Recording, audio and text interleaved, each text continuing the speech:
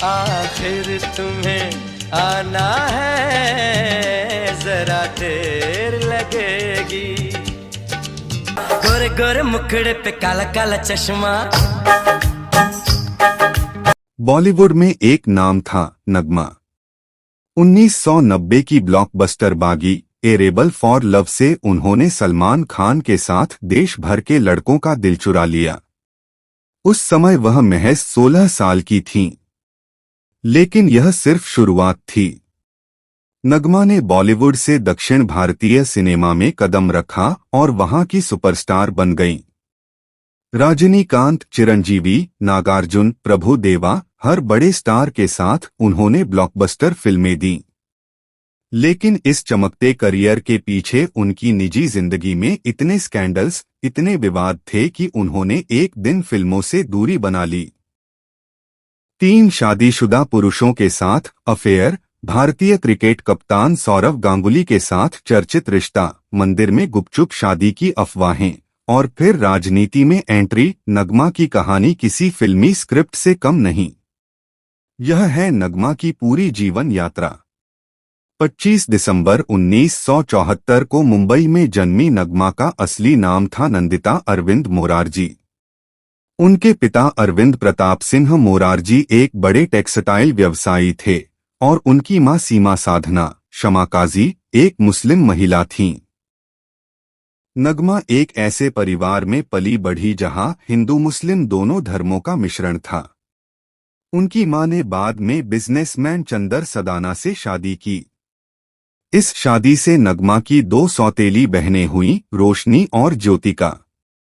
ज्योतिका आज खुद एक बड़ी दक्षिण भारतीय अभिनेत्री हैं और उनके पति सूर्या सुपरस्टार हैं। नगमा ने मुंबई के Mount Mary convent high school से पढ़ाई की और बाद में मुंबई यूनिवर्सिटी से बीकॉम की डिग्री हासिल की। बचपन से ही नगमा को अभिनय का शौक था। उनकी मां ने उन्हें इस करियर में पूरा सपोर्ट किया। 16 साल की उम्र में उन्होंने फिल्मों में कदम रखा और बॉलीवुड का एक नया सितारा जन्म ले चुका था। 1990 में आई फिल्म बागी ए रेबल फॉर लव ने नगमा को रातों रात स्टार बना दिया। सलमान खान के साथ उनकी केमिस्ट्री ने सबको मोह लिया। फिल्म उस साल की 7वीं सबसे ज्यादा कमाई करने वाली फिल्म थी। नगमा महज 16 साल की थीं, लेकिन उनकी अदाकारी और खूबसूरती ने सबको चौंका दिया। इसके बाद उन्होंने यलगार 1992, किंग अंकल 1993, सुहाग 1994 जैसी बॉलीवुड फिल्मों में काम किया। सुहाग में अजय देवगन और अक्षय कुमार के साथ उनकी जोड़ी को काफी पसंद किया गया। लेकिन नगमा का दिल अब दक्षिण भारतीय सिनेमा की तरफ था। 1992 में तमिल फिल्म किलर से नगमा ने दक्षिण भारतीय सिनेमा में कदम रखा। इसके बाद तो वह वहां की सबसे बड़ी स्टार बन गईं। घराना मोगुडू 1992 में चिरंजीवी के साथ उन्होंने धमाल मचाया। अल्लारी अल्लुडू में नागार्जुन के साथ उनकी जोड़ी सुपरहिट रही। 1994 में आई तमिल फिल्म काधलन में प्रभु देवा के साथ नगमा ने ऐसा डांस किया कि फिल्म कल्ट क्लासिक बन गई। इसके गाने आज भी सोशल मीडिया पर वायरल होते हैं। लेकिन सबसे बड़ी सफलता मिली 1995 में रजनीकांत के साथ बादशाह। यह फिल्म तमिल सिनेमा के इतिहास की सबसे बड़ी ब्लॉकबस्टर फिल्मों में से एक है। नगमा ने हिंदी, तमिल, तेलुगु, कन्नड़, मलयालम, बंगाली, भोजपुरी, मराठी और पंजाबी कुल 10 से अधिक भाषाओं में फिल्में कीं। वह उस दौर की सबसे बहुमुखी अभिनेत्रियों में से एक थीं। 2001 में नगमा का नाम भारतीय क्रिकेट कप्तान सौरव गांगुली के साथ जोड़ा गया। यह उस समय का सबसे बड़ा स्कैंडल था, बॉलीवुड और क्रिकेट का पहला बड़ा मिलन। गांगुली पहले से शादीशुदा थे। उनकी पत्नी डोना गांगुली थीं। अफवाहें इतनी तेज थीं कि कहा जाने लगा कि दोनों ने आंध्र प्रदेश के एक मंदिर में गुपचुप शादी कर ली है। लोगों ने नगमा को गांगुली के खराब फॉर्म की वजह भी बताना शुरू कर दिया। क्रिकेट मैचों में गांगुली का प्रदर्शन खराब होने पर लोग कहते थे, नगमा उनका ध्यान भटका रही हैं। नगमा ने इस स्कैंडल पर बाद में कहा, जब खेल चल रहा होता है, लोगों को समझना चाहिए कि यह खेल है। लोग भावुक हो गए थे, यह रिश्ता कुछ ही सालों में टूट गया। लेकिन इस स्कैंडल ने नगमा के करियर को बुरी तरह प्रभावित किया। सौरव गांगुली के बाद नगमा का नाम 2 और शादीशुदा पुरुषों के साथ जोड़ा गया। पहला नाम था दक्षिण भारतीय अभिनेता शरद कुमार।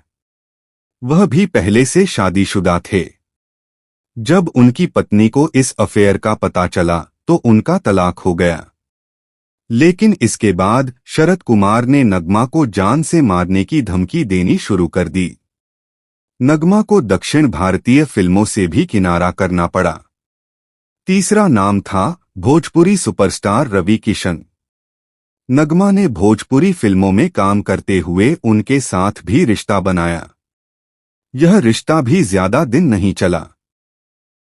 नगमा ने अपने करियर में 3 शादीशुदा पुरुषों के साथ अफेयर किया। हर बार उन्हें दिल टूटा, हर बार उनका करियर प्रभावित हुआ। आज वह 50 साल से अधिक की हैं और सिंगल हैं। उन्होंने एक बार कहा, मैं शादी सिर्फ एक परफेक्ट आदमी के साथ करूंगी। 2004 के आसपास नगमा ने फिल्मों से दूरी बनानी शुरू कर दी। उन्होंने अपना ध्यान राजनीति की तरफ लगाया। वह भारतीय राष्ट्रीय कांग्रेस में शामिल हो गईं। नगमा ने बिहार, झारखंड और उत्तर प्रदेश जैसे राज्यों में चुनाव प्रचार किया। वह कई बार चुनाव भी लड़ी, लेकिन उन्हें कोई बड़ी सफलता नहीं मिली।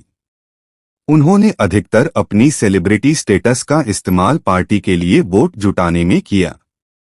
राजनीति में उनका कदम एक नई शुरुआत थी। लेकिन उनकी निजी जिंदगी के स्कैंडल्स ने वहां भी उनका पीछा नहीं छोड़ा। 2005 में नगमा एक और बड़े स्कैंडल में घिर गईं। अफवाह उड़ी कि उनका अंडरवर्ल्ड डॉन अनीस इब्राहिम, दाऊद इब्राहिम के भाई, से कोई संबंध है।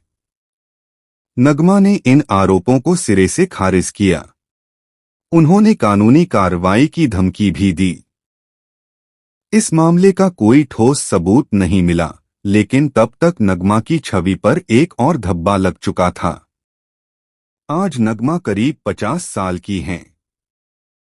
वह अब भी सिंगल हैं। फिल्मों में वह कभी कभार नजर आती हैं, लेकिन ज्यादातर समय राजनीति में सक्रिय रहती हैं। उन्होंने आर्ट ऑफ लिविंग का कोर्स भी किया और इसकी टीचर बन गईं। उन्होंने मुंबई में अपना एक कपड़ों का बुटीक भी खोला। एक इंटरव्यू में उन्होंने कहा, मैंने अपने जीवन में बहुत कुछ देखा है, प्यार, धोखा, सफलता, असफलता, लेकिन मैंने हार नहीं मानी। नगमा उस दौर की उन चुनिंदा अभिनेत्रियों में से हैं जिन्होंने बॉलीवुड और दक्षिण भारतीय सिनेमा दोनों में अपनी जगह बनाई। उन्होंने 50 से अधिक फिल्में की, कई भाषाओं में काम किया और आज भी उनके गाने और फिल्में याद की जाती हैं। लेकिन उन्हें उतना ही याद किया जाता है अपने स्कैंडल्स के लिए जितना उनकी फिल्मों के लिए। 3 शादीशुदा पुरुषों से अफेयर, भारतीय क्रिकेट कप्तान के साथ वह चर्चित रिश्ता, अंडरवर्ल्ड लिंक की अफवाहें, नगमा की जिंदगी किसी स्कैंडल सीरीज से कम नहीं थी। उन्होंने एक बार कहा था, मैंने अपनी जिंदगी में कभी किसी का नुकसान नहीं किया, मैंने बस प्यार किया और गलतियां की। नगमा की कहानी हमें सिखाती है, स्कैंडल्स आते हैं और जाते हैं, लेकिन जिंदगी चलती रहती है। रियल लाइफ स्कैंडल स्टोरी, नगमा जीवनी। Like, share, subscribe.